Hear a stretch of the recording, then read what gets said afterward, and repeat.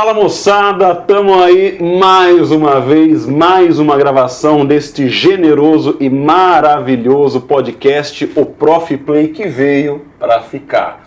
Estamos aqui hoje com um convidado mais do que especial, Luiz Carlos Taone Neto, muito emocionadamente, meu pai veio gravar conosco. Pai, obrigado demais o convite. Opa, tamo junto, Carlão. Nosso companheiro Carlão. Vamos lá. Se apresenta pra moçada rapidinho aí, pai. Bom, generosidade de filho, né? Já disse que eu sou diferente, mas eu sou pai igual a todos os outros. Tô aí dando uma troca de ideias aqui, trocar um pouco de palavras aqui com o Carlão, com o professor Lucas, professor Carlos, professor Lucas, na gravação desse podcast que tem me feito pensar bastante sobre vários assuntos. Vocês realmente balançam a roseira em muitos momentos, né? Em vários episódios. Bom, sou economista, advogado de formação, com a pegada coach. Vamos lá, vamos bater um papo aí sobre profissões. Genial, muito legal. E antes de começar, vamos faturar, né? Nós estamos no modo de produção, companheiro. Se você não tiver din-din, fica difícil. Não tem jeito da máquina andar, né? Então vamos engraxar a coisa. Azeita a máquina. Queridos, primeiro vamos falar aqui do nosso grande parceiro, a Zap Autoescola, que fica lá na grandiosa cidade da Garça, aqui pertinho de Marília. A Zap Autoescola fica na Avenida Doutor Labieno da Costa Machado, número 1145, no Jardim Paulista, lá na cidade da Garça, no telefone 34710662 DDD 14, carta A, carta B, AB. Tem o simulador, tem uns carros top da balada e tem aquele desconto camarada. Chega lá e fala, ó, eu vi o anúncio no Prof Play que o Flavinho vai ajeitar para você um desconto firmeza.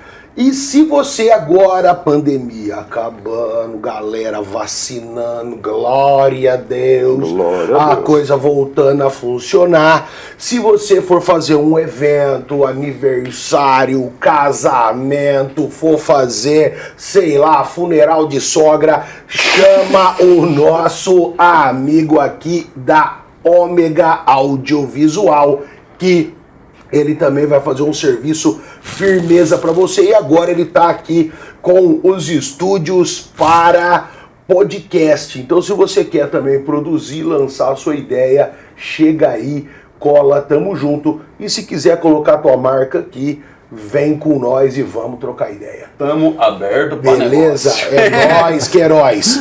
E agora você começa aí. Vamos começar, favor. Não podia ser diferente. Puta, bicho, a gente tá fazendo uma coisa tão legal, né? Um trabalho assim tão de coração, tão visceral, tanta energia, e a nossa ideia é cada vez mais trazer gente para contribuir, para conversar, com visões diferentes, com visões complementares.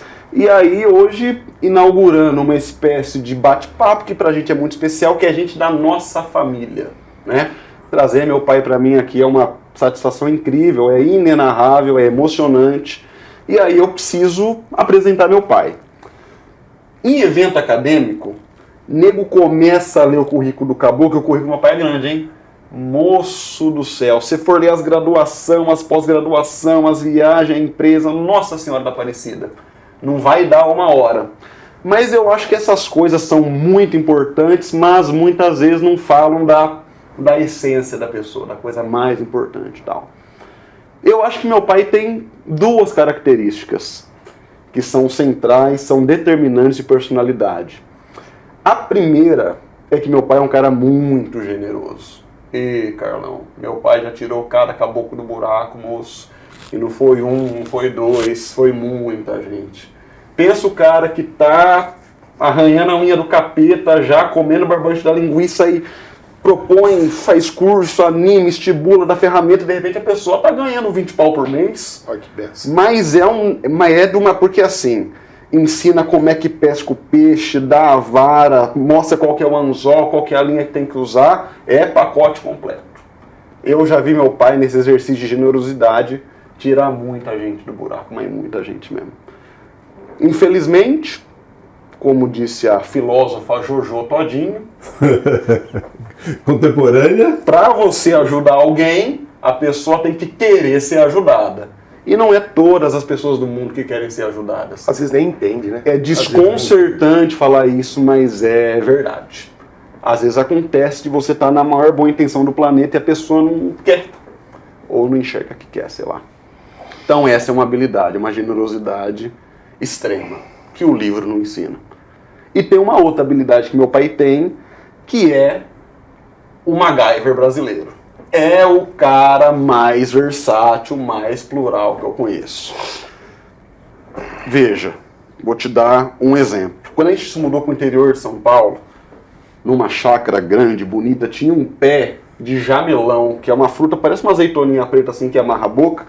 Aí meu irmão olhou assim, o Vini devia ter uns 3, 4 anos. Ele falou assim, pai, eu queria ter uma casa na árvore. Pra mim, casa na árvore é negócio de Turma da Mônica, é mentira, né? O pai falou assim, tá bom, e construiu uma porra de uma casa na árvore, com balanço, escorregador, nego até acampou em cima da casa da árvore. Falei, porco Kenny, velho, o cara é fuçado mesmo. Aí, tá em casa esses dias, curtindo, embaixo do gabinete, assim, do nosso banheiro, o móvel é mais pesado do que a estrutura aguenta. Ele tá assim, as gavetas desalinham. Ô filho, pode arrumar? Vai pai, pode arrumar. E vai na casa de ferramenta, compra não sei o que, moreno, você vê o móvel. Parece que foi o Romero Brito que desenhou. Alinhadinho. Então, de fato, é claro que falar do próprio pai tá sempre sujeito à crítica, que você tá falando do espelho, né, cara? Com certeza. E como disse o poeta, o meu medo maior é ver o espelho se quebrar, mas eu falo isso não é porque é meu pai, é porque é verdade. É uma pessoa muito generosa, muito plural e veio para contribuir. Aqui tá cheio de livro, porque a gente ganhou uma doação de livros que vai ser, não é sorteado, mas vai ser de alguma maneira atribuído à nossa audiência, aos nossos ouvintes, mas no final do episódio a gente explica como é que vai ser. Por enquanto, pai, a gente quer falar, na verdade, sobre a sua experiência no mundo da vida, no mundo das coisas práticas, no mundo real, no mundo concreto. Cada um desses livros traz um tipo de contribuição diferente em relação à concretude da vida, e a gente queria que você falasse sobre eles, sobre a pegada deles. Tudo bem.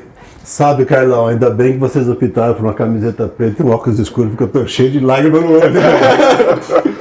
Eu tenho 3 meninos, né? O Lucas, o Vinícius e o Christian, né? Que o Christian eu juntei, é o filho, o sobrinho. E se deram bem, estão indo bem, estão começando a voar, a outra está voando, já está quase em voo de cruzeiro.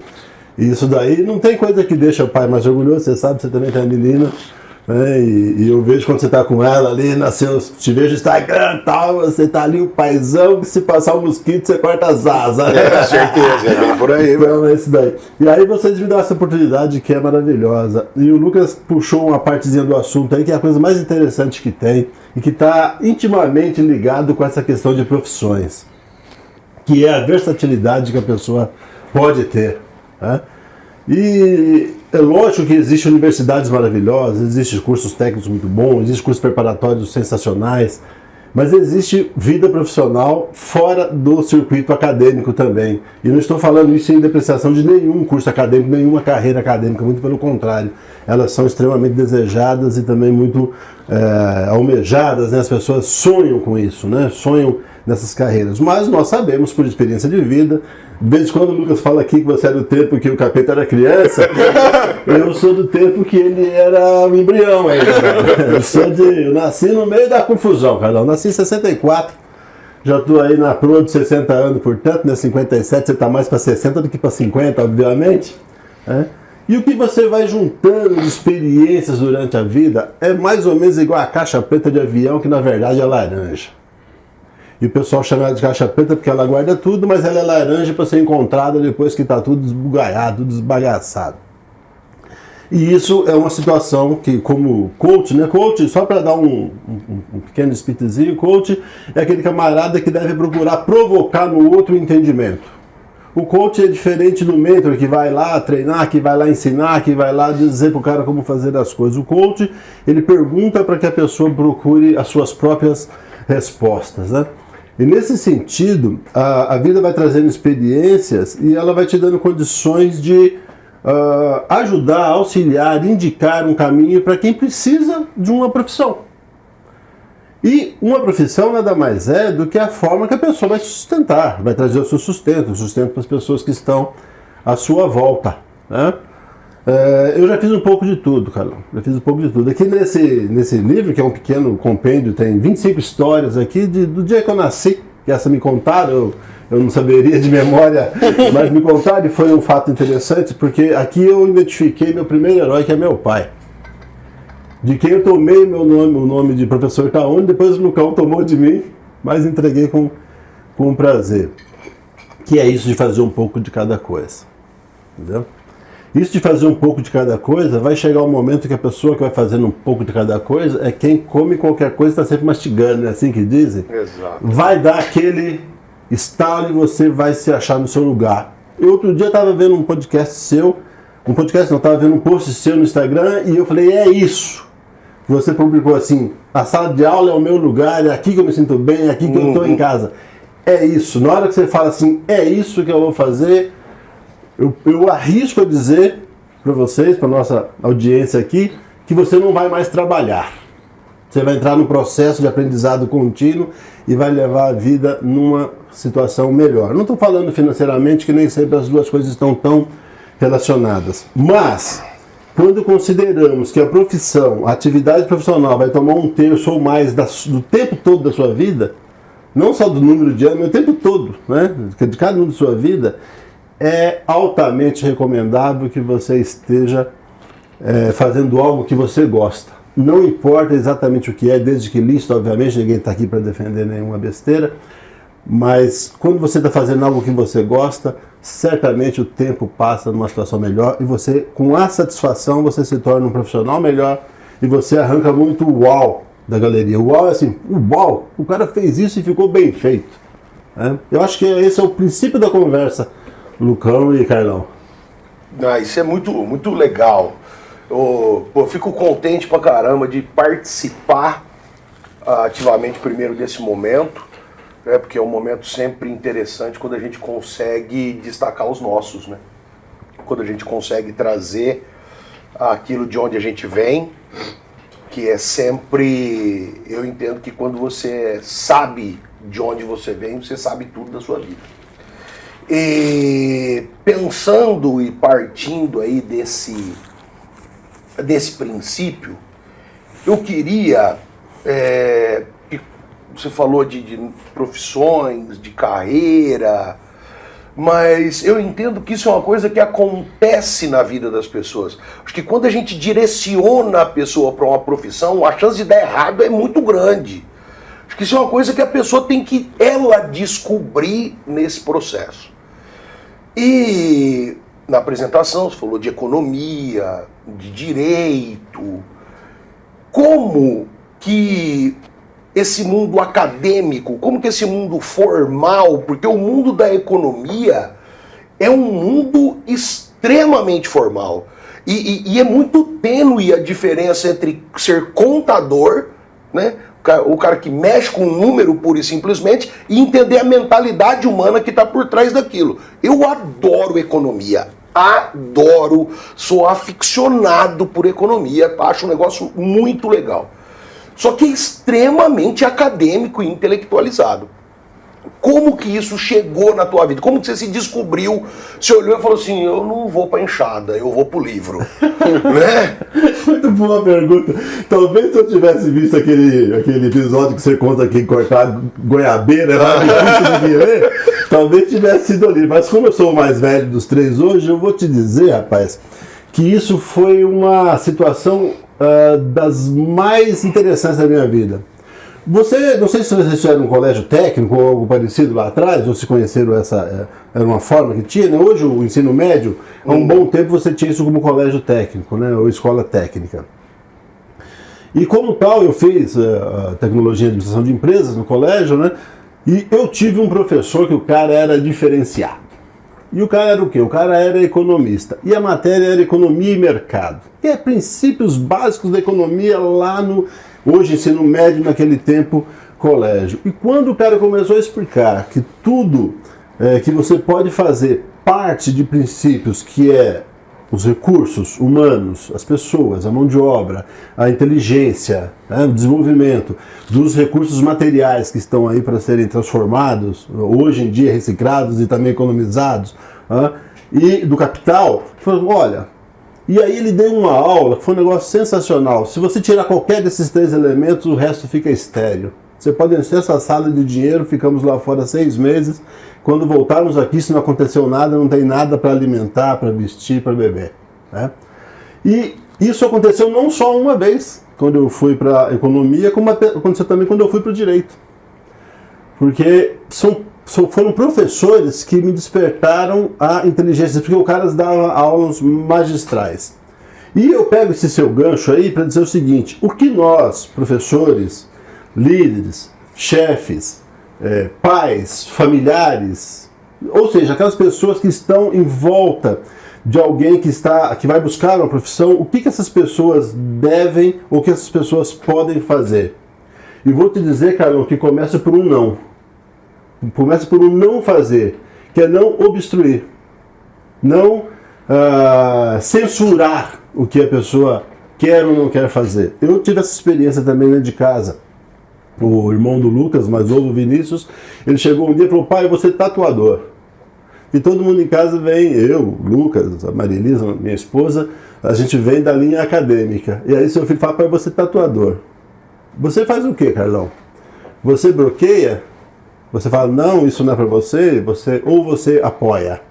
Então eu vou dizer o seguinte: começa com um não, que é não obstruir, não censurar, não causar um trauma, tá?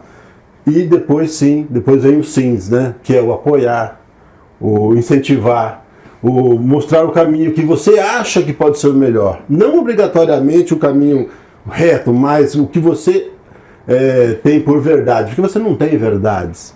Né? Você pode dar uns toques, por aí você vai se quebrar. Entendeu? Por aí eu já fiz esse caminho aí, não foi bom. Você vai aprender mais pela dor aí do que pelo amor. Então, trazer alguém para uma profissão não é um ato de recrutamento. É um ato de acolhimento. E você sentir que a pessoa está buscando fazer algo totalmente diferente daquilo que você achava bom para ela, você está deixando de querer viver a vida da outra pessoa. Esse é um erro cometido por muita gente, a gente estuda muito isso na questão do coach. Isso é um erro cometido por muita gente de querer espelhar no outro aquilo que ele queria fazer. Né? E se eu fosse levar meu sonho de criança à frente, o Lucas seria piloto de avião, né? Porque toda criança quer pilotar avião, é romântico, né? É diferenciado, né? Então eu te diria isso, de maneira muito curta, obviamente, mas assim, começa por um não cerque, não proíba, não maltrate, não limite o que aquela pessoa está pensando. E depois pelos sims, que é ajudar, conduzir, apoiar, indicar, dizer o que você já viu, fazer comparações. Olha, quando eu estava resolvendo profissionalmente, aconteceu tal situação que foi muito ruim para mim, né?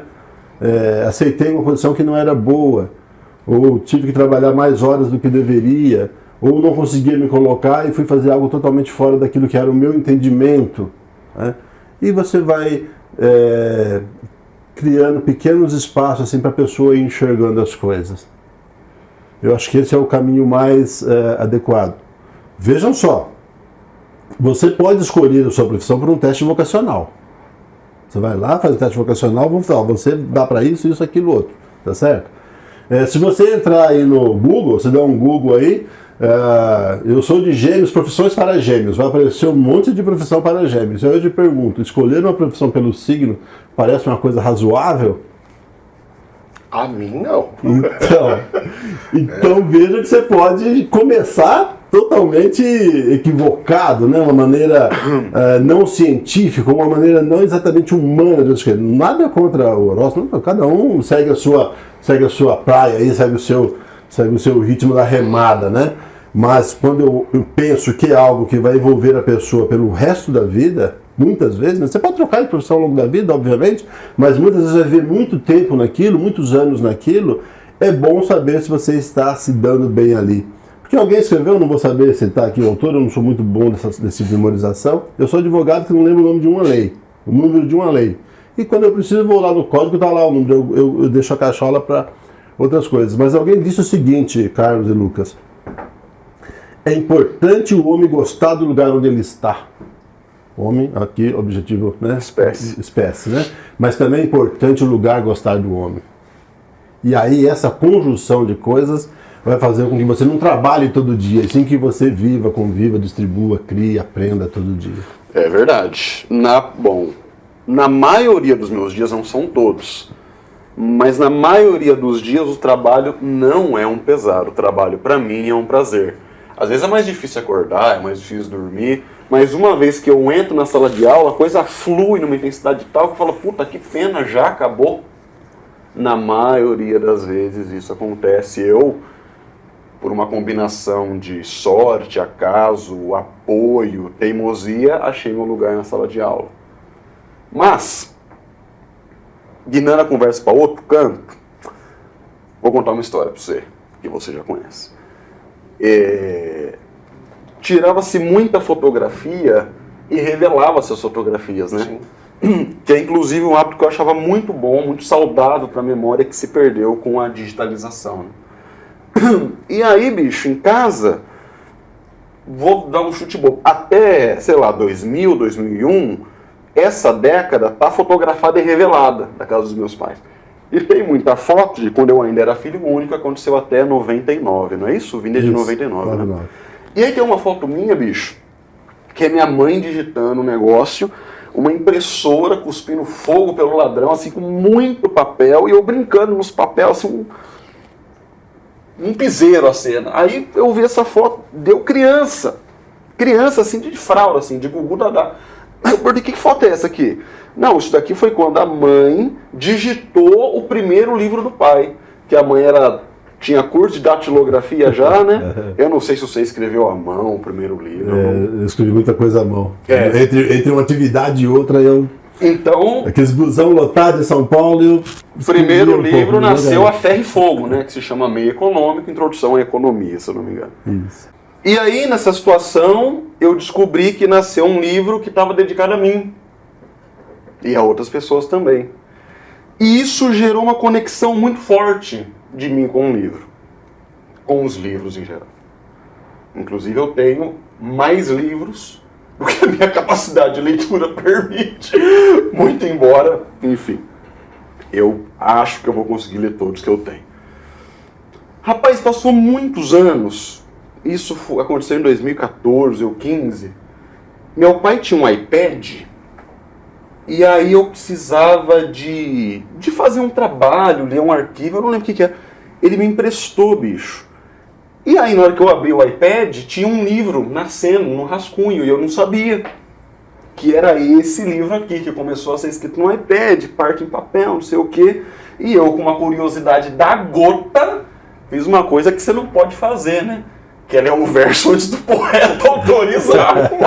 Eu falei, vai, deixa eu ver aqui. Deixa eu ver. Aí li umas histórias engraçadas da porra, só coisa boa. Aí mais tarde ele falou que estava escrevendo esse livro, tudo. Eu falei, bom, então, aí contou do livro, né? São 25 histórias que remontam, grosso modo, os primeiros 25 anos de vida. Os primeiros 15, Lucão. 15 anos? Até adolescente. Isso. E aí, mais tarde, eu até ajudei a editar, não sou editor, não sou porra nenhuma, né? Mas, enfim, fui dando algumas contribuições para que esse livro nascesse. Esse livro é muito legal, porque é um livro que ele está completamente associado a histórias que aconteceram, a histórias reais, mas todo final de história tem um excerto de aprendizado, né? Aí eu queria, então, pai, que você pudesse contar um pouco desse livro e já contasse uma das histórias, ou mais de uma das histórias que você gosta, porque só tem história muito boa. Bom, olha só. O Vivi e Aprendi, a ideia é fazer uma trilogia, mas não tive tempo para o segundo e para o terceiro, né? E como o Lucas disse, eu escrevi aqui as primeiras 25 histórias. Isso aqui tem muito a ver com profissão. Porque, Carlão e Lucas, eu fui de empacotador de supermercado a executivo em grande empresa. Ainda sou executivo em uma grande empresa, uma empresa que, juntando a multinacional e a rede brasileira de sustentação dessa empresa, só no Brasil são quase 10 mil pessoas. Né? Que, bom, se quiserem vir patrocinar a galera aqui, é o Grupo Scania. Ia ser uma benção. Ia ser uma Pode patrocinar. maravilhosa. E, porra, a gente ainda coloca na transportadora do meu pai. É pra rodar, né? Tem umas bicudas lá. A bicuda foi um caminhão que nós fizemos e estamos orgulhosos até hoje de ter feito, apesar que os atuais são fantásticos. Né? E aí você olha a profissão do ponto de vista do desenvolvimento humano. Como nós aqui somos basicamente cientistas sociais, o desenvolvimento humano está muito presente no nosso dia. Né? E uma das histórias que estão aqui foi exatamente nesse período em que eu fui empacotador de supermercado. Carlão, do que vive empacotador de supermercado além do salário mínimo? Gorjeta. Vive de gorjeta. Então nesse livro aqui eu me lembrava dessa época, como que você fazia para aumentar a gorjeta, meu amigo?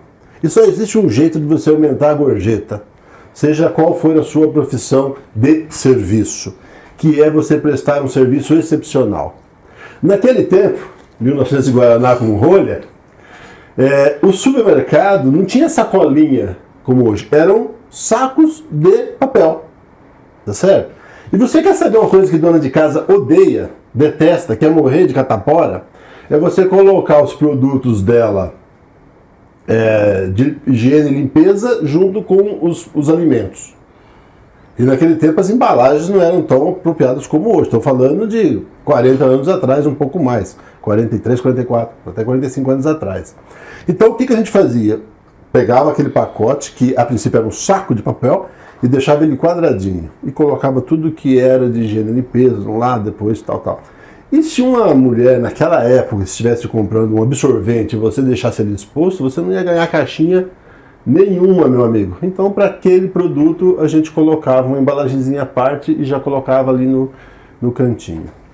Depois, no caminho entre o caixa do supermercado, que durante um tempo eu achei que o empacotador até desapareceria como profissão. E hoje eu estou vendo voltando, até numa medida inclusive, muitos mercados eu vejo empregando pessoas que têm Down, coisa parecida, pessoas com mais idade. Nos Estados Unidos, todo mercado que você vai tem idosos trabalhando na frente de caixa, é um negócio muito legal, até como inclusão. No caminho do estacionamento você ia conversando com a pessoa, né? E uma das formas de você agradar a pessoa era você já ir elogiando o carro, saber se ela tinha, como que ela tinha vindo, se você já tinha atendido ela outras vezes e tal. E a gente tinha até um farol, né? Que era um moleque que ficava olhando o estacionamento ali e já passava e dava o toque, ó, um Corcel azul. Aí você no caminho, aí Carlão, o mercado hoje tal, tá com o seu Corcel azul? Você já mostrava uma certa intimidade, já ganhava o cara, tá? E a caixinha sempre vinha muito boa. Independente do motivo de ser a caixinha, de ser a gorjeta, é a excelência no serviço. Então, quando nós, da área social, né, de ciências sociais, interagimos com pessoas que estão começando as suas formações, estão se preparando para essa vida profissional, a melhor coisa que você pode fazer para ela é sempre estar dizendo o quanto o bom serviço vai fazer com que ela esteja em evidência. Vai trazer novas oportunidades e se a oportunidade dela for sempre aquela mesma profissão, vai trazer um rendimento adicional. E vai trazer aquilo que eu entendo que é o melhor para o profissional, que é a satisfação. Tá? Então, olha só. Quando nós falamos nessa questão de profissões, obviamente que existe uma universalidade, uma multiplicidade, um volume gigantesco de possibilidades, não é verdade? E nós não podemos todos sermos desta ou daquela profissão, mas elas estão intimamente ligadas. Eu costumo dizer o seguinte, quando lecionava, né, parei de lecionar porque o tempo ficou meio escasso, e eu sei o quanto que a falta de um professor tumultua um dia escolar, né, para os colegas, para os alunos, essa coisa toda. E aí quando eu assumi essa empresa para cuidar, para viajar bastante, eu acabei deixando o ensino. Estava ali no superior e estava bem gostoso, né? E aí eu estava te dizendo que quando você está levando a pessoa a essa questão de se profissionalizar, de se preparar para a vida, a forma que ela vai conduzir isso faz a diferença. E nós, com o olhar social, sabemos como auxiliar as pessoas nesse momento. E não é dirigir. Não é dirigir, e sim auxiliar. Quando nós olhamos profissões de um modo geral, as pessoas costumam dizer, não sei até onde isso tem um fundamento histórico mesmo, que a profissão mais antiga do mundo é a prostituição, não costumam dizer isso? E aí alguns menos afeitos ao carinho vão dizer assim, mas isso aí não é profissão. É. E foi regulamentado no Brasil em 2002 pelo Código Brasileiro de Profissões, no Código 5198. Isso quer dizer que todo profissional do sexo, e aí foi uma medida inclusiva, né?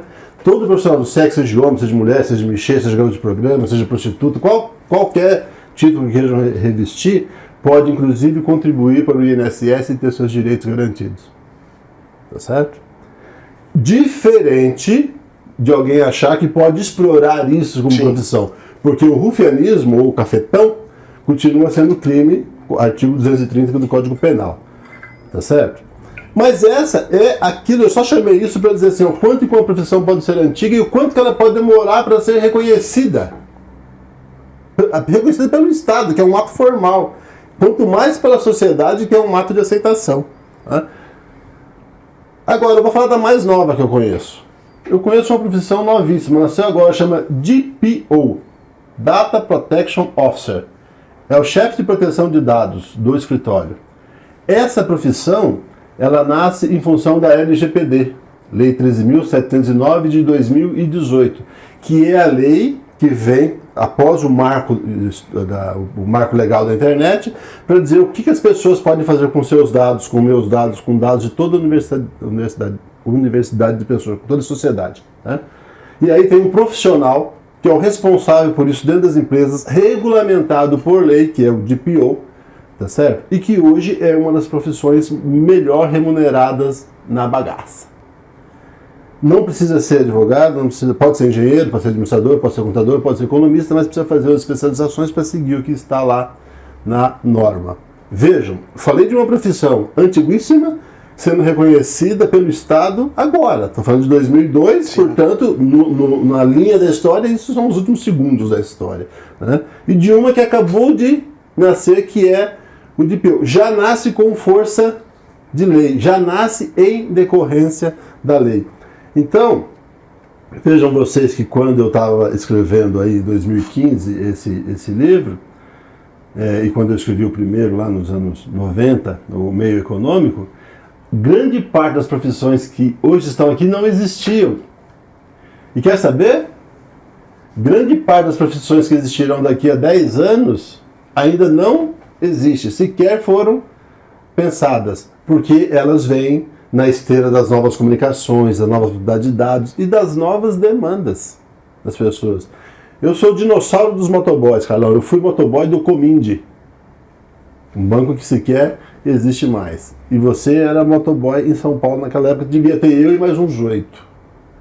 Você já pensou em uma cidade como São Paulo, Rio de Janeiro, Belo Horizonte, Marília, New York, funcionando sem motoboy? Não existe. Sem entregador? Não existe. Entendeu? E o que aconteceu nessa pandemia, meus caros professores?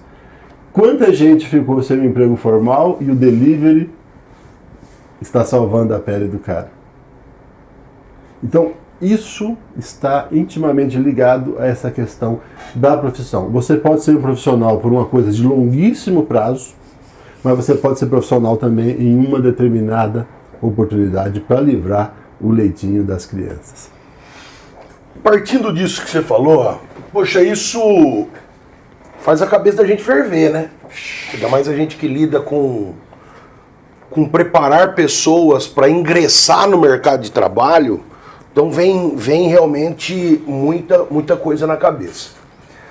Tem uma coisa que me chateia muito dentro das nossas andanças, dentro do nosso cotidiano, é que é nítido que aqui no Brasil nós temos muita dificuldade em valorizar o prestador de serviço. A gente valoriza coisas, mas não valoriza quem transforma aquilo em operacional.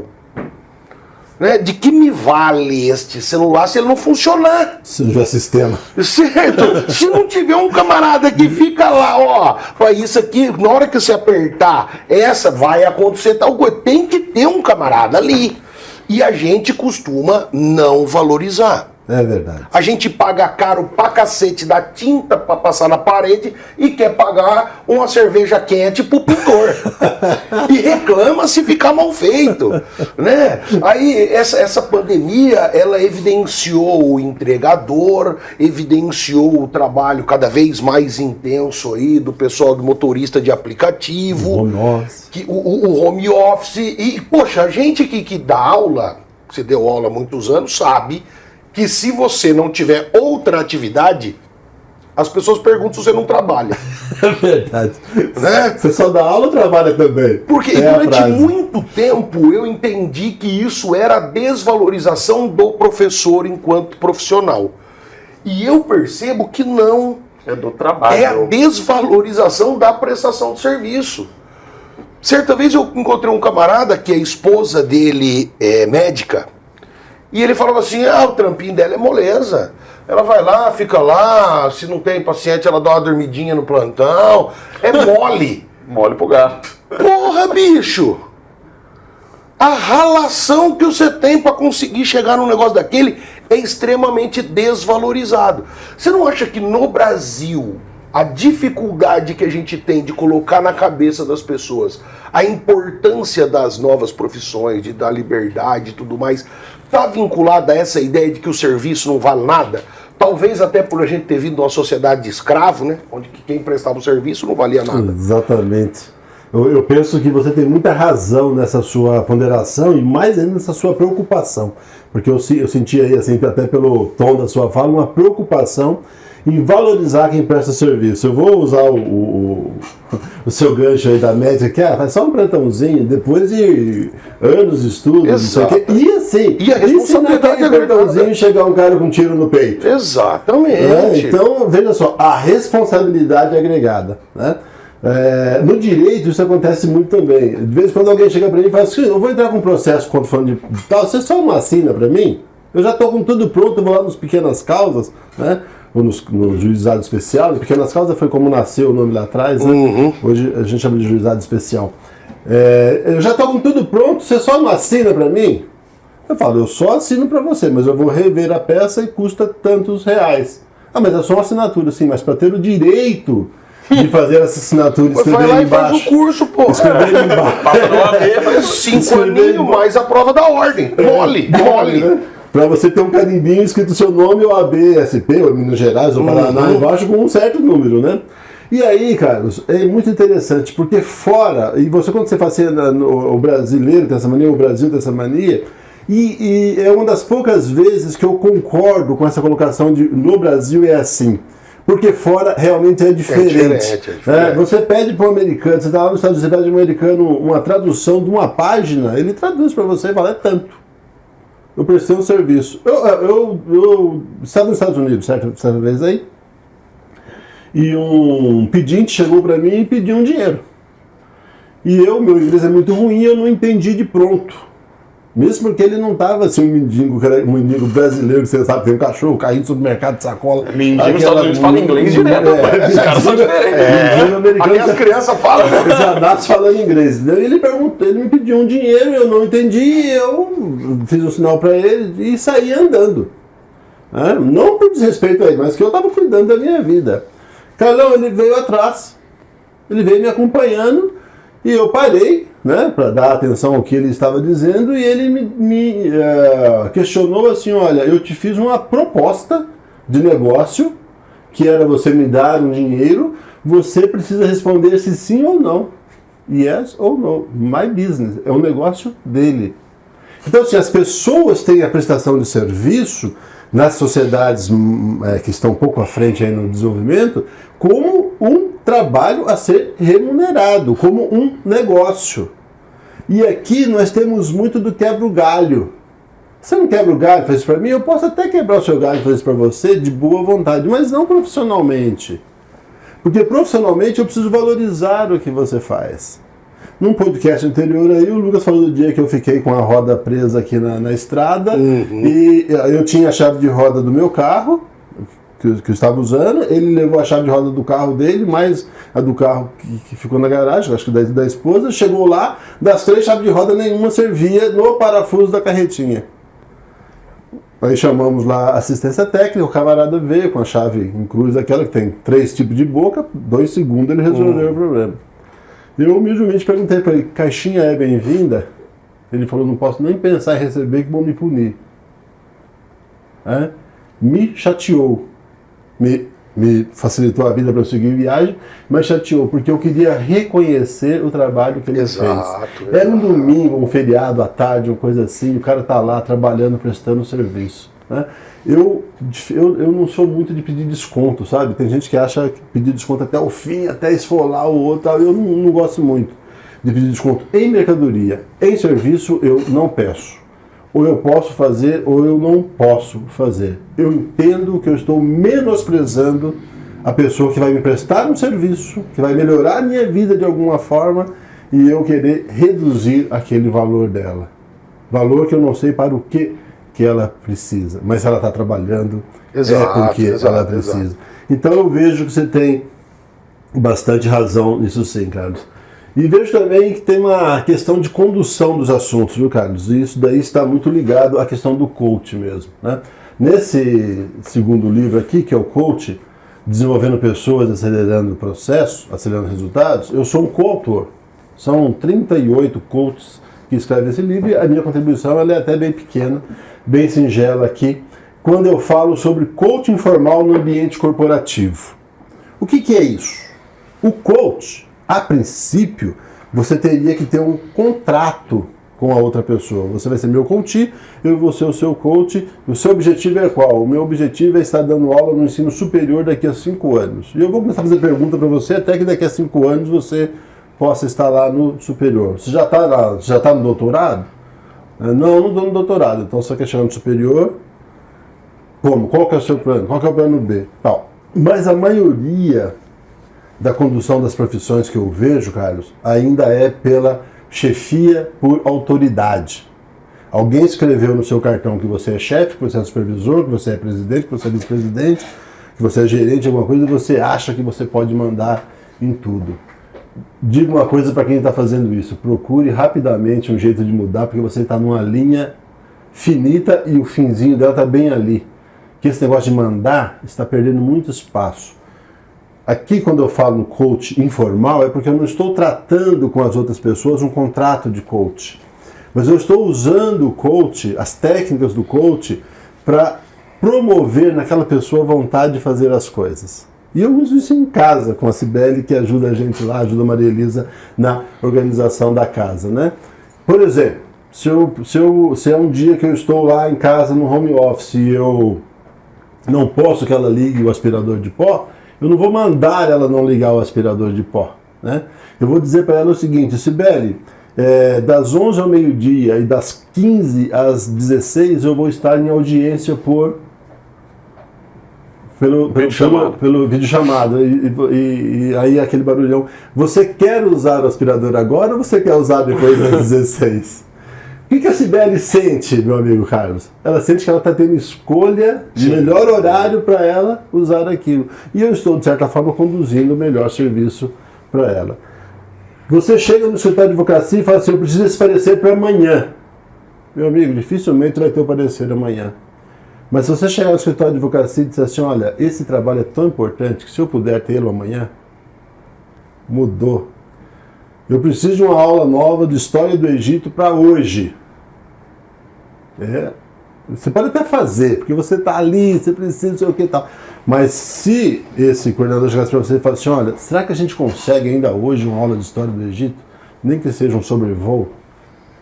Entendeu? Então isso tem a ver com o estilo de liderança que as pessoas exercem, e o estilo de liderança pode levar as pessoas a fazerem escolhas profissionais que vão influir na vida delas o resto do tempo. Por isso que eu digo, quando você me perguntou no comecinho, como é que você foi para a economia com um negócio extremamente formal? Porque eu tive um professor que foi um líder. é em sala de aula. Ele não estava dando ordem nenhuma, ele só estava mostrando como é que é determinada coisa, entendeu? Então, o caminho de mostrar, qualquer que seja a profissão, e aí eu te falo, hoje, quase na prova de 60 aí, e mais um pouco essa minha vida corporativa ela vai se encerrar, obviamente, né? Não sei, mais 5, mais 10, mais 8, mais 3 anos, não sei, mas vai se encerrar. O que faço eu hoje? Estou no meu plano B fazendo um curso de carpintaria. Ele leva a gente. Por quê? Porque Já fez uma casa, né, bicho? Porque daqui a pouco, cara, quando eu te levo lá meio velhinho, eu não vou ficar em casa o dia inteiro enchendo as paciências da Dona Maria Elisa. Mas eu vou ter uma oficininha lá no canto para fazer umas banquetas. Entendeu? Gosto disso? Gosto. Me sustentaria hoje com a técnica que eu tenho? Não. Mais um plano B para daqui a pouco. E no Brasil, em vários lugares do mundo, eu penso que não vale as pessoas ter só o plano B. Você ter o A, o B, o C, o D. Né? Por quê? Porque é nos exigido um jogo de cintura muito grande para que possamos ter um conforto material mínimo e da fora. Ou vamos ficar pendurados em alguém ou em alguma coisa. Ou passar por situações mais vexatórias em termos de ter ou não ter o recurso, de saber ou não saber fazer. Cara, eu vou fazer outra ainda. Segura aí. Segura aí. Deixa eu brincar também. Não, porque aqui, puta, a cabeça vai longe, né? Com muita coisa. A minha foi. Esses dias mesmo, não chega a 40 dias. Um grande amigo, que também é nosso patrão, me ligou domingo à noite. Fantástico, rolando. Caramba, tô com o telefone, patrão. Falei, é problema, né? É Musiquinha problema. Fantástico daquele clima. Falei, problema. Aí ele falou, Carlão, preciso de um favor.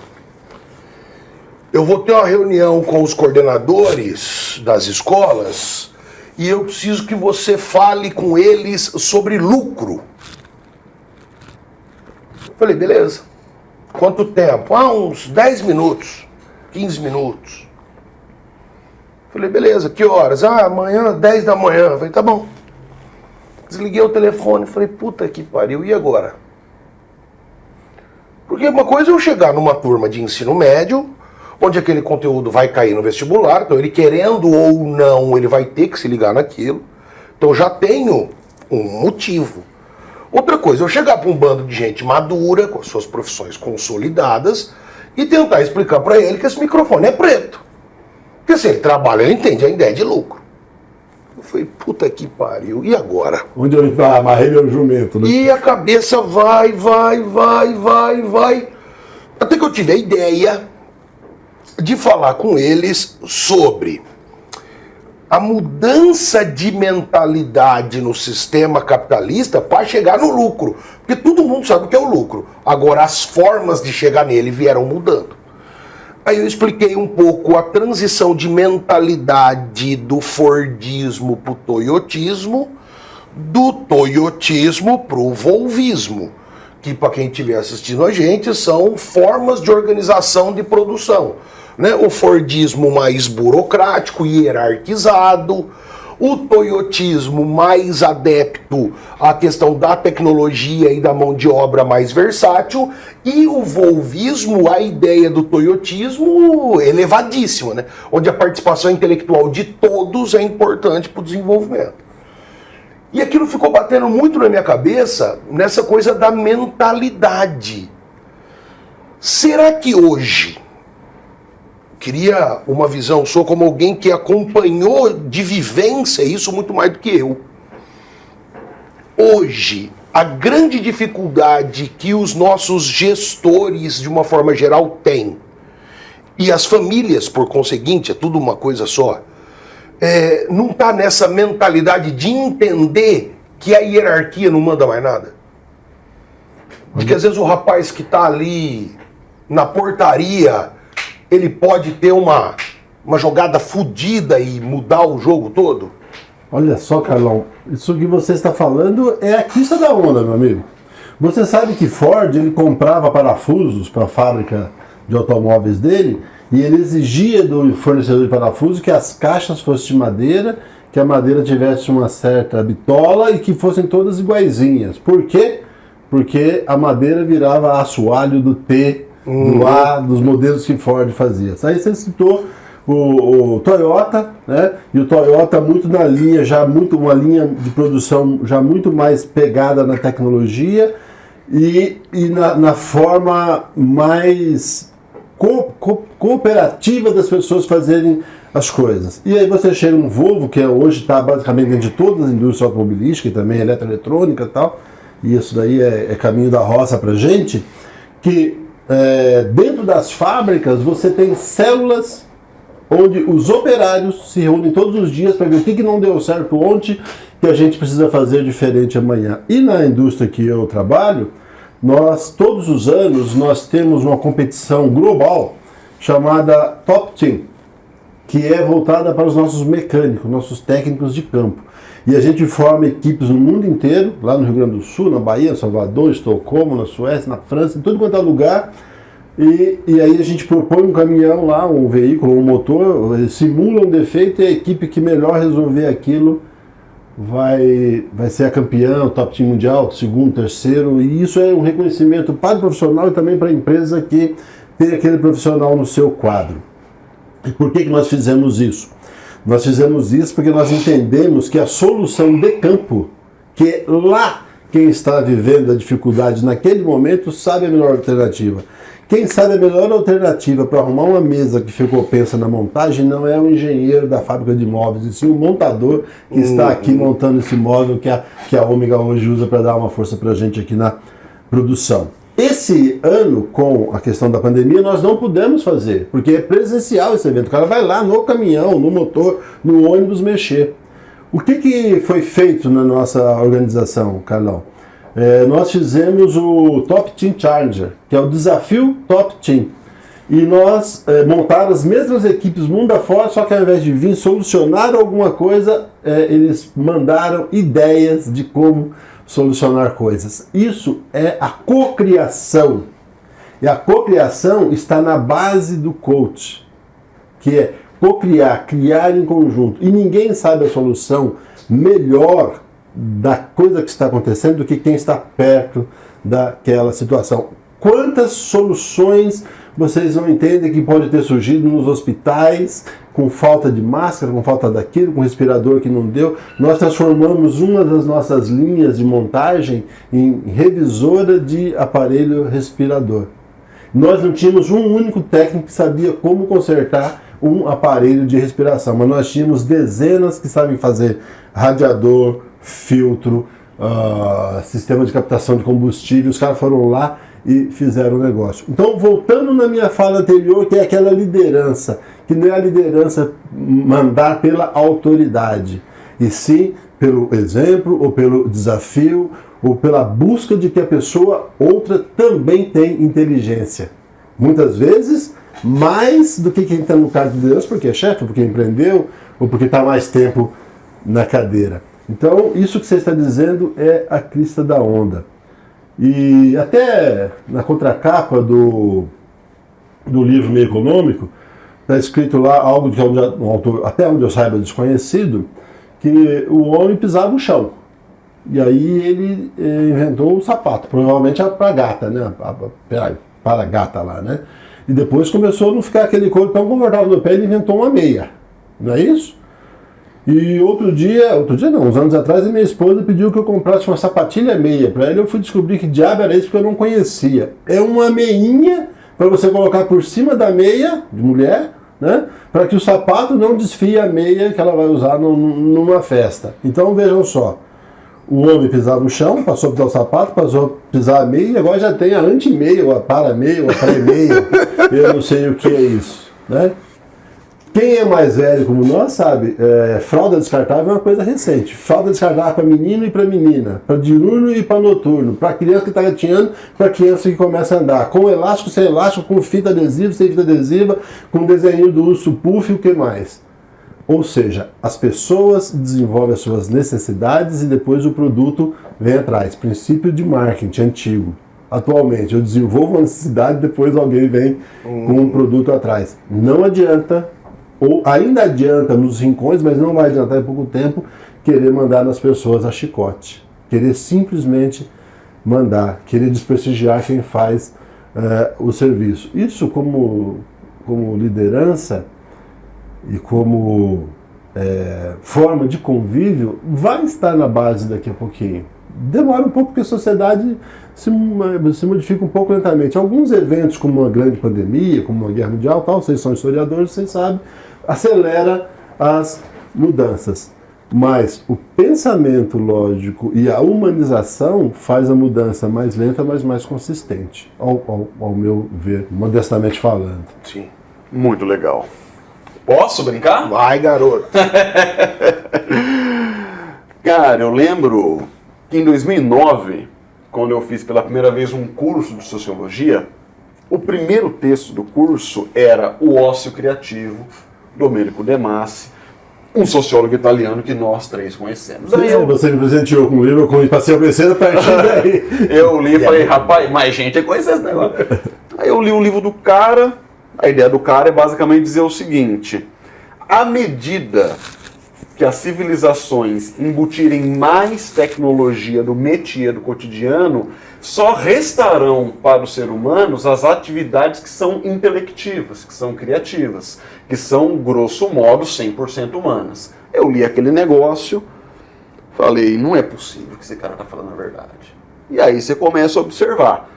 Passou um pouquinho, ninguém mais compra mais CD, porque hoje tem um serviço chamado Spotify, inclusive Spotify, se quiser vir brincar com nós, estamos abertos a negócio. Amazon Music, se quiser vir também. Tem um serviço que se chama Spotify, que você paga, sei lá, R$20 por mês. É um serviço, é uma matéria. No entanto, você tem acesso todo mês à música do planeta Terra.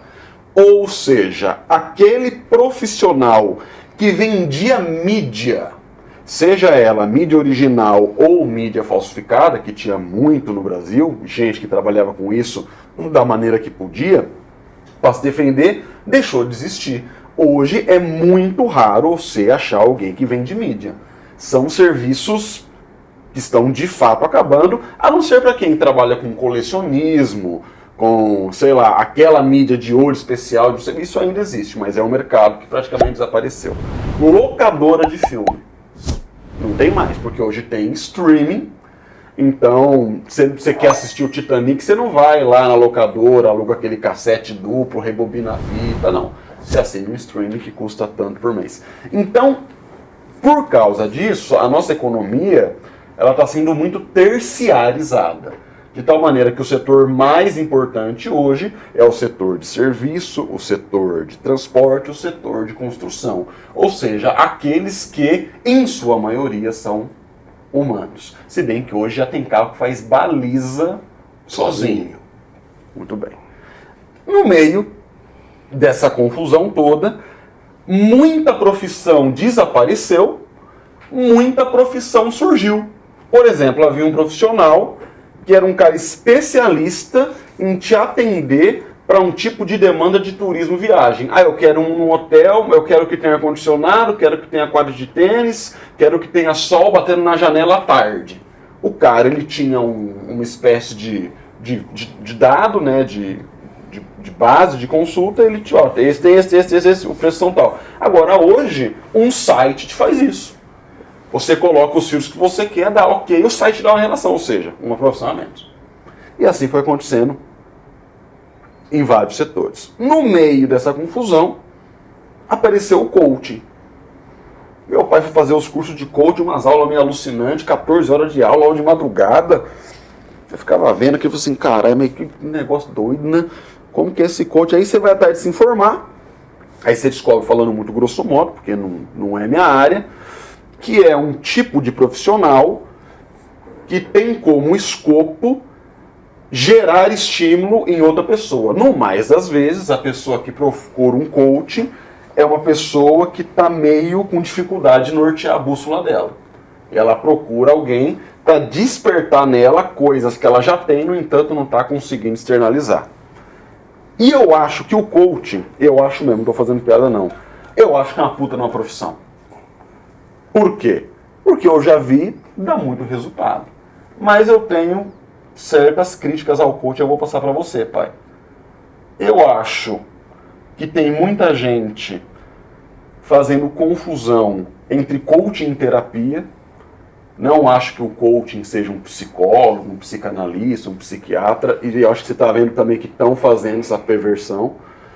E acho que o coaching adquiriu um volume de mercado que ele começou a inserir dentro dele gente que não tem condições ou que não tem trajetória para exercer a pica que é ser coach. Porque é um negócio difícil, é um negócio de altíssima responsabilidade. Aí que eu te pergunto, pai, você que fez os cursos, escreveu o livro, está na área e atua. Como que uma pessoa faz para escolher um bom coach? Coach. O profissional é o coach e o sujeito é o coach. Né? O processo é o coach. Né? Porque assim, para escolher um carro, nós sabemos como é que faz. Agora, para escolher um coach... Olha, eu vou te dizer o seguinte. Não existe muita diferença entre você escolher um bom coach, um bom médico, um bom professor, um bom advogado, um bom marceneiro, um bom instrutor de autoescola. Lá na Zap está bombando de gente boa. Né? Por quê? Eu acho que é sempre necessário que aquele que vai fazer a escolha, ele observe não só a formação acadêmica, né, da pessoa, mas sim o histórico, o background que a pessoa traz por trás daquilo. Né? Eu sou um crítico dessa questão do coach, conheço coaches maravilhosos, e conheço gente que se iludiu em achar que com alguns cursos de algumas horas chegaria a uma nova profissão assim, dando muito dinheiro. Isso não é verdade. Então, em algumas turmas que eu próprio fiz, eu fiz mais de uma extensão nessa área, eu vi um garoto acabando de sair de um curso de direito, por exemplo, achando que ele seria coach. E ele não tem ainda vivência para aquilo, né? Se eu quisesse conhecer um pouco de futebol, eu perguntaria, não é mais possível, mas eu perguntaria para o Tele Santana: professor, como é que eu bato na bola correndo com a linha de fundo, como o senhor ensinou o Cafu a fazer? Porque ele sabia fazer. Quando ele pegou o Cafu, falou: meu filho, você não sabe correr e cruzar ao mesmo tempo. Você vem aqui depois do treino que eu vou te ensinar. E Cafu é quem é, ou profissionalmente quem foi, por causa dessa instrução. Ou seja, você, para escolher um bom profissional, coach também, mas nas outras áreas tão importante quanto, o que aquele cara vem trazendo com ele, como que ele vem formando o histórico dele, né? Como o Lucas disse, eu sou meio MacGyver, né? Eu me meto em umas áreas que às vezes nem deveria, mas acabo fazendo a coisa ali, né? Faço aqui um orquidário para minha esposa cuidar das orquídeas dela, mas eu não faço a menor ideia de botânica. Né? Mas você olha assim, com bom senso, você entende. Se você vai escolher um camarada para te ajudar nesse desenvolvimento, nessa busca, que no coach, na maioria das vezes, é uma busca interna. O coach vai perguntar aquilo que você não conseguiu externalizar, aquilo que você não conseguiu enxergar. Ele vai te ajudar a enxergar isso. Se você tiver um profissional que ainda não está maduro, muito cru, dificilmente ele vai conseguir te dar essa baita orientação. É por isso que em medicina tem o período da residência, porque você vai tirar o cara da faculdade para jogar o cara numa sala de cirurgia, e a residência para isso, a residência para aquilo, a residência para aquilo outro. É por isso que na aviação você colocar no brevet e fala assim: eu sou piloto de Cessna, agora eu sou piloto de Bombardier, agora eu sou piloto de ERB-195, agora eu sou piloto de Antonov. Você vai colocando no brevet. Ou aqui na Zap, eu sou motociclista. Categoria A, eu dirijo carro de passeio. B, eu dirijo comercial leve. C, eu dirijo carreta bitrem 9 eixos com 70 toneladas ferro gusa. E, entendeu? Então eu entendo que em toda profissão e também no coach você precisa fazer uma análise disso. Não quer dizer com isso que não existam pessoas de extrema habilidade, de extrema visão, que mesmo sendo um profissional recém-formado em qualquer que seja a área, ele pode ser melhor do que alguém já carcomido pelo tempo, de alguém que não se atualizou. Você pode pegar um médico recém-formado e ele acabou de fazer a pesquisa, o TCC dele em pereba atrás da unha. E ele é o melhor daquilo, apesar de ser jovem. Então, toda profissão, e isso pode acontecer com o DPO também, que eu citei há pouquinho, toda profissão que promete um resultado grande num tempo curto, vai atrair muito aventureiro para ela. E eu sei que é muito difícil, porque não vem escrito na bula, é muito difícil identificar quem é da área e quem é aventureiro, mas eu vou deixar aqui uma dica importante nessa linha. Qualquer pessoa que te ofereça um processo de coach deve te oferecer no máximo de 8 a 10 sessões, que dura 1 hora e 30 cada sessão. Porque se ele te oferecer um plano de longo prazo, você vai virar um dependente de coach, assim como tem gente que é dependente do analista, gente que é dependente do advogado, gente que é dependente do AS infantil e assim por diante. Então, se o cara for sério, ele vai te oferecer um pequeno acompanhamento inicial, que é de 8 a 10 sessões, tá certo? As 2 primeiras sessões vai tentar em flow com você, vai tentar em sinergia, e se não der sinergia, no final da segunda ele fala assim, olha, eu vou te indicar um colega, porque eu não dou conta desse processo. Agora, se o cara quiser te amarrar num contrato ad eterno, a não ser que o cara seja o Coach Carter, você assistiu esse filme? Não sei se alguém assistiu. Sim, é famoso. Né? A não ser que o cara seja aquele camarada e você está numa fila para ser atendido por ele por 5 anos, mas caso contrário, amigo, poucas, curtas sessões, se der, liga, né, para falar a linguagem popular, se der, liga, se juntou ovo, farinha, leite, bateu, virou uma massa de bolo, vai em frente. Se não deu, amiguinho, honestamente, tchau, obrigado. Salta fora e procura outro. Porque como é uma profissão nova, a dificuldade de achar parâmetro para avaliar o profissional é mais difícil, tá certo? Porque, vamos falar em termos de Brasil, o coach eu acho que não tem 10 anos. Olha, corro o risco de dizer para você que se tiver 10, 15 não tem. É um negócio recente, tá entendendo? E eu, às vezes, bicho, eu vejo meus estudantes entrando numas barcas, nossa senhora, e aí você fica numas, porque se você não fala, você é omisso. Se você fala, você é fila da puta que você tá azedando o pé no frango de alguém. Posso te cortar, Lucão? Pode. Eu já vi gente fazer o avô, pegar empréstimo no INSS para fazer um curso de formação de coach. E a pessoa não sabia cuidar, segundo a minha análise, que pode estar errada, ainda da própria vida, da própria carreira. Quer cuidar da vida dos outros? E quer ajudar outra pessoa. Eu não vou te dizer que seja de má vontade, é de boa vontade. Mas essa boa vontade não está transvestida da experiência necessária. E como o curso de coach não é algo barato, se for muito barato também desconfia, você precisa de um tempo para formação, não é daqui para ali, não é um cursinho de 30 horas que vai te fazer coach, tá certo? Então eu já assisti, né, vi de perto, aconselhei no sentido contrário da pessoa fazer, eu vou pegar um empréstimo emprestado no INSS, comprometer 1/3 da renda do avô, e o avô não sabe dizer não, para entrar nisso que você chamou de barca furada. Nos Estados Unidos, apenas a título de exemplo, a maioria das pessoas que fazem direito já fizeram antes outra formação acadêmica, porque mesmo no direito, assim tal como no coach, para você entrar na vida de uma pessoa e o advogado entra na vida da pessoa, é recomendável que você tenha princípios, valores, formações anteriores, senão você vai entrar ali e fazer um estrago, né? Algumas coisas atingem só uma massa de pessoas, só um grupo de pessoas, né? Você fala assim, olha, saiu uma legislação nova de controle aéreo. Eu não vou ler porque eu não sou piloto, né? Posso até ler de curioso, mas não vou ler de ser piloto.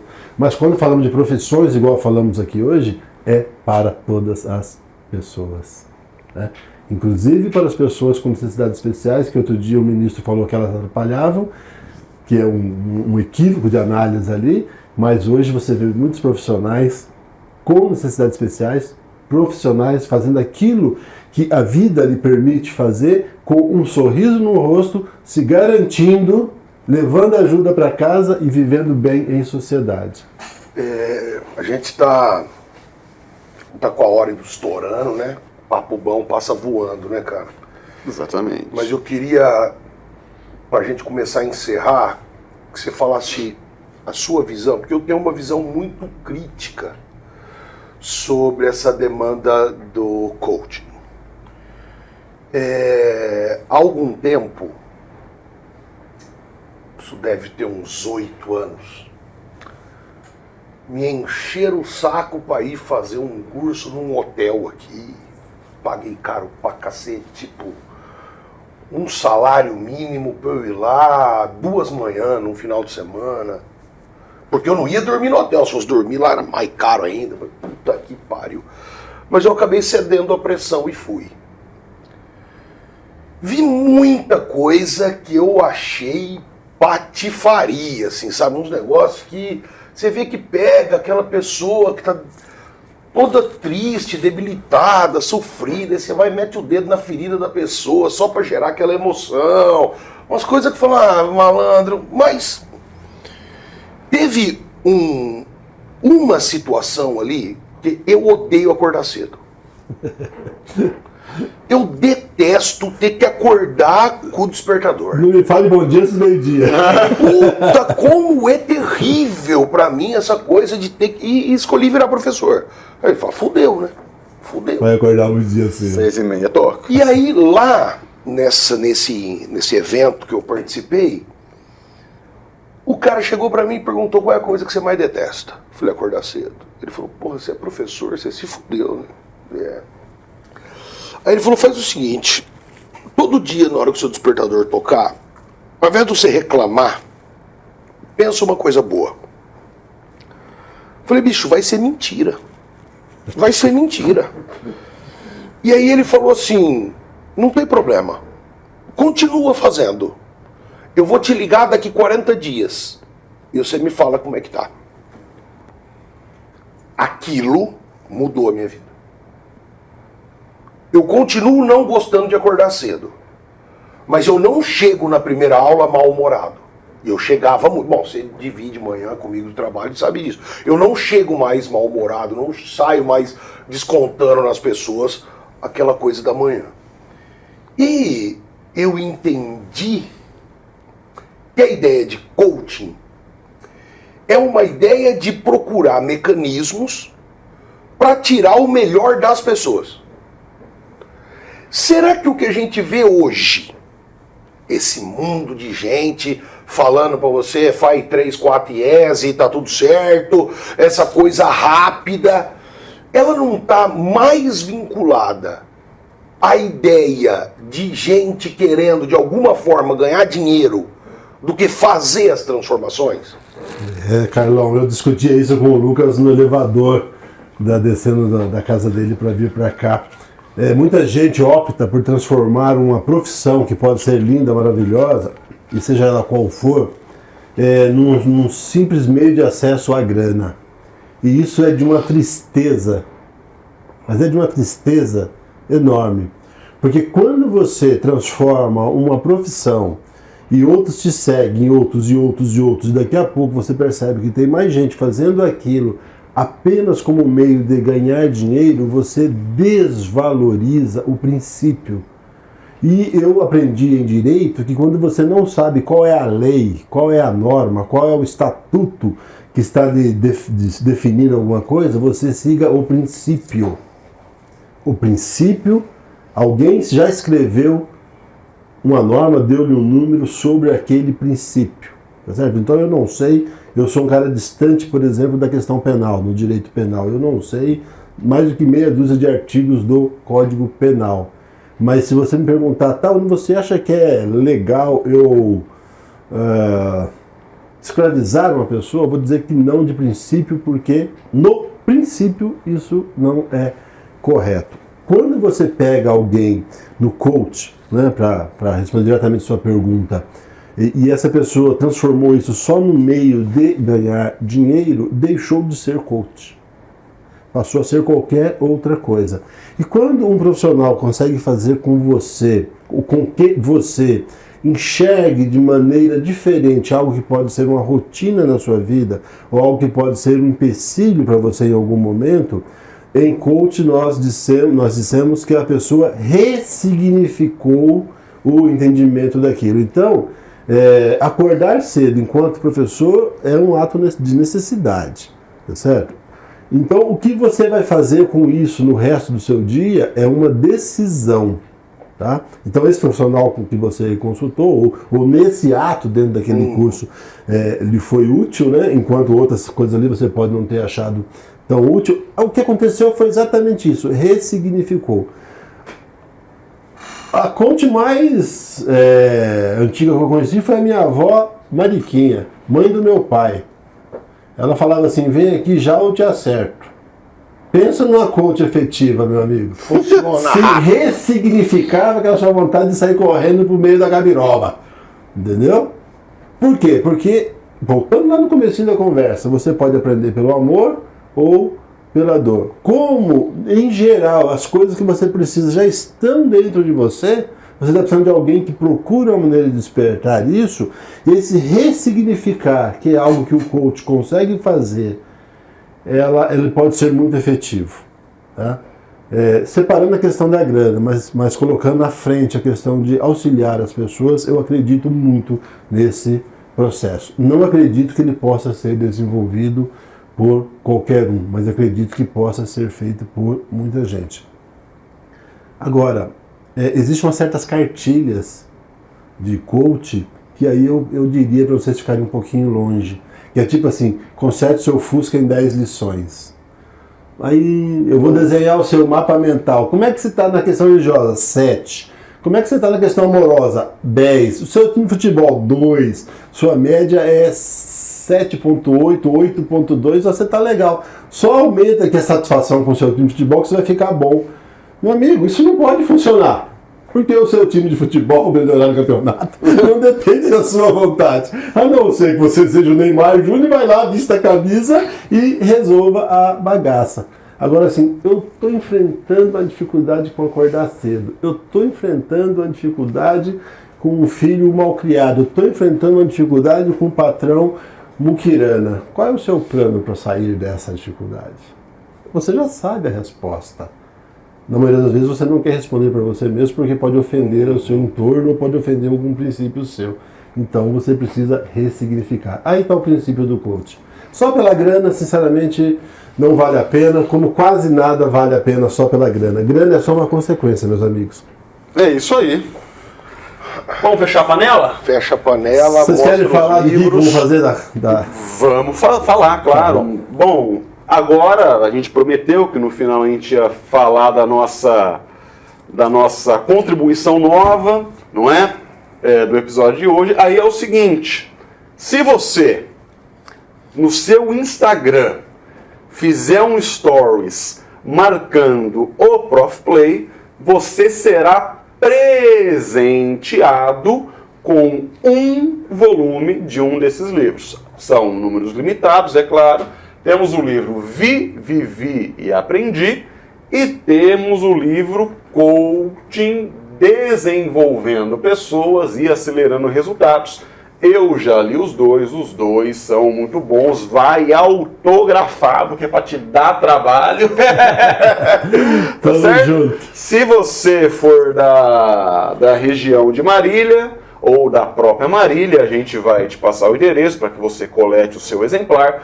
Se você for de outra cidade e fique inviável pegar o livro, a gente vai enviar para você na sua residência, é claro. A gente vai conversando daí via direct, marca lá, ProfPlay, no seu story, deixa obviamente o seu perfil público, né, para poder difundir a ideia.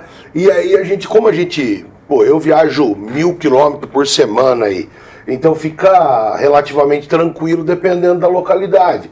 Então o pessoal que estiver em São José do Rio Preto, o pessoal que estiver em Bauru, estiver em Presidente Prudente, estiver em Garça, estiver em Araçatuba, a gente dá um jeito de levar isso. Campinas e região pode pegar comigo. Né? Aí, ó. Então já vai ficando. Corremos bem o estado. Que Ficou isso? só Baixada Santista. Não, fica tranquilo, que lá no norte do Mato Grosso meu pai leva também. Sorriso, Sinop, Lucas do Rio Verde, terra boa. entrega pra todo mundo lá.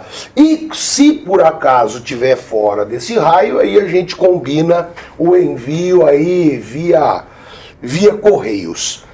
Bicho, bom, primeiro que leitura é uma coisa sempre boa e não serão todos os exemplares que vão aí pra galera, porque eu vou ficar com um de cada. Né?